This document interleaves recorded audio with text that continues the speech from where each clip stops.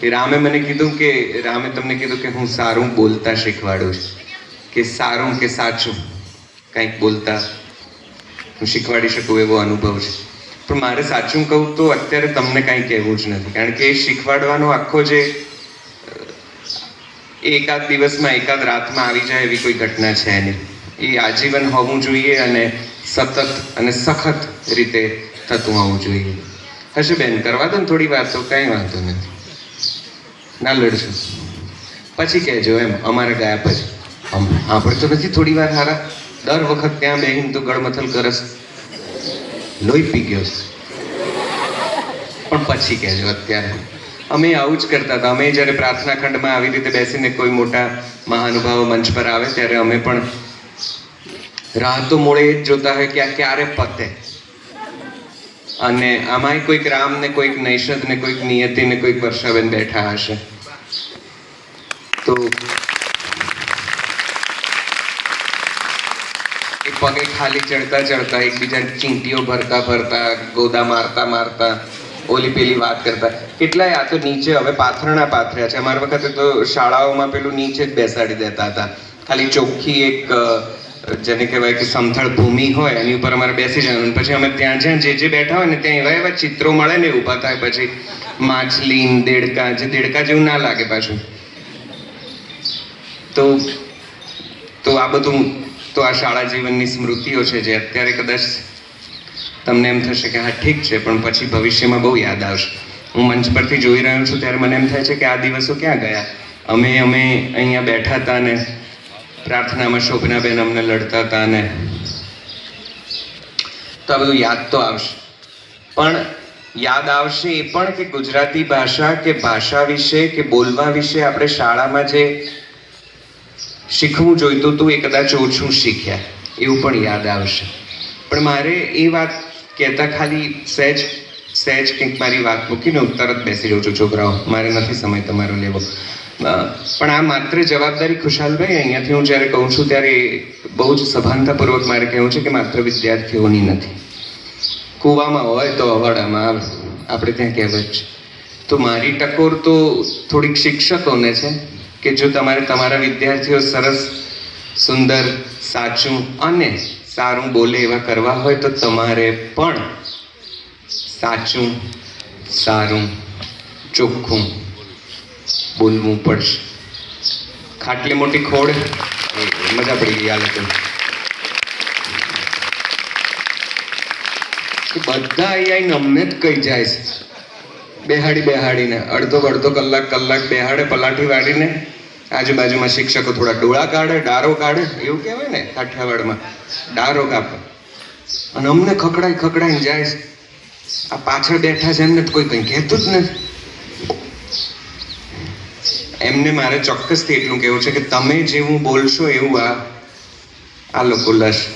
તો તમારી જવાબદારીમાં ચોક્કસથી આવે છે. મને વિશ્વાસ છે કે કદાચ વિદ્યાર્થીઓને અમે ટકોર કરીશું તો ગમશે ખરું.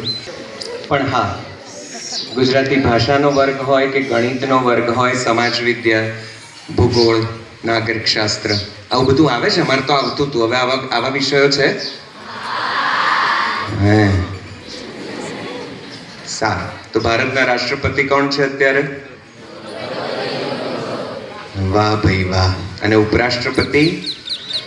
એ લોચો. આ ઉપરાષ્ટ્રપતિ હંમેશા હેરાન કરે. હું તમને કહું, ગોખી લેજો.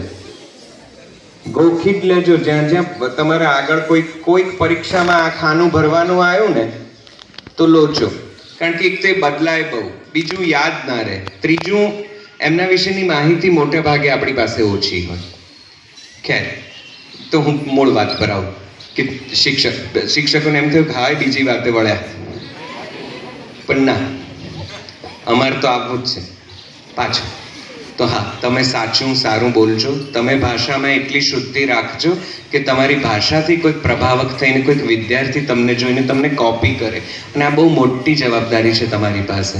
અમે આજે પણ એ શિક્ષકોને યાદ કરીએ છીએ જે એટલું ચોખ્ખું, સુંદર, શુદ્ધ બોલતા હતા. હવે જ્યારે હું શુદ્ધ અને ચોખ્ખાની વાત કરું છું ત્યારે માત્ર ગુજરાતીના ક્લાસીસની વાત નથી કરતો, ગુજરાતીના વર્ગખંડની વાત નથી કરતો.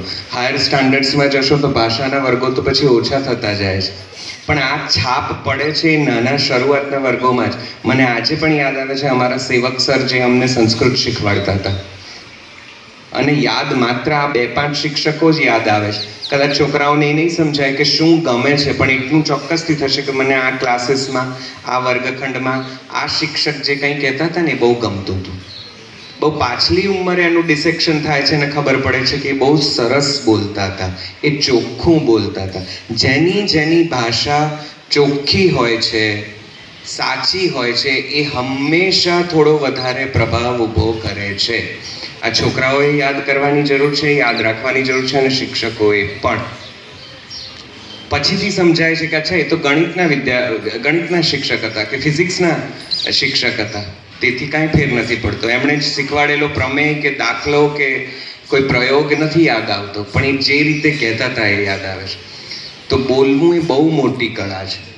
અને સાચી વાત તો ખેર હવે છે, ના બોલવું અને સાંભળવું એ એનાથી પણ મોટી કળા છે છોકરાઓ. તો હા, પલાઠી પર ખાલી ચડી જાય, કંટાળો આવે, કાંઈ પલ્લે પડે કે ના પડે, સાંભળવાનો ગુણ તો વિકસાવવા જેવો છે જ. એટલે શાળામાંથી જો એ શીખ્યા તો જીવન આખી મદદ કરશે. અહીંથી ચૂકી ગયા તો પછી ડફડા ખાવા પડશે થોડાક. તો બસ મારે આટલું જ કહેવું છે કે માત્ર વિદ્યાર્થીઓની જવાબદારી નથી, વિદ્યાર્થીઓ તો એ જ કરે છે જે એમના શિક્ષકો, એમના વાલીઓ કે એમનો પરિવાર કરે છે. તો શિક્ષકો પણ થોડા સભાન થાય. પુરુષાર્થનો બહુ મોટો અર્થ આપણા શાસ્ત્રોમાં છે. આ શબ્દ જ બહુ જ વ્યાપક છે, બહુ મોટો વ્યાપ છે એનો, એકદમ ભરપૂર શબ્દ છે. એનો તમે બધા જ પોતપોતાની રીતે જરા નિચોડ લેતા જજો, એને સમજતા જજો. શિક્ષકો ઘણો મહેનત કરે છે, કારણ કે આખી પેઢીને ઉછેરવાની છે, સાથે સાથે એડમિનિસ્ટ્રેટિવ અને બાકીની જવાબદારીઓ પણ સંભાળવાની છે. પણ એ દરમિયાન ક્યાંય કોઈ વિદ્યાર્થી તમારી પાસેથી પ્રેરિત થવાનું છોડી દે એવું ના થાય, એ ધ્યાન રાખજો. કારણ કે કદાચ અત્યારે તમને એવું લાગતું હશે કે હું તો થોડો ટાઈમ ભણવડશું, પછી મારે તો જતા રહેવાનું છે અમદાવાદ, મેં તો ફલાણી પરીક્ષા આપી છે, હું તો નીકળી જઈશ. આ તો વચ્ચે ટેમ્પરરી વ્યવસ્થા છે, પણ એ ટેમ્પરરી વ્યવસ્થામાં પણ કોકનો પરમેનન્ટ ઉદ્ધાર કરી નાખજો. હા ને? તો તમને બધાને ખૂબ બધી શુભકામનાઓ. બોલવા વિશે તો બહુ લાંબી વાતો થઈ શકે, કોઈક દિવસ કરીશું ખુશાલભાઈ, તમને અનુકૂળ હોય તો. બાકી આ શાળામાં આવીને અમને બહુ મજા પડી ગઈ. પુરુષાર્થ શબ્દનો અમે જરાક જુદો અનુભવ કર્યો. Thank you very much. ખૂબ બધી શુભેચ્છાઓ, ખૂબ શુભકામનાઓ. Thank you.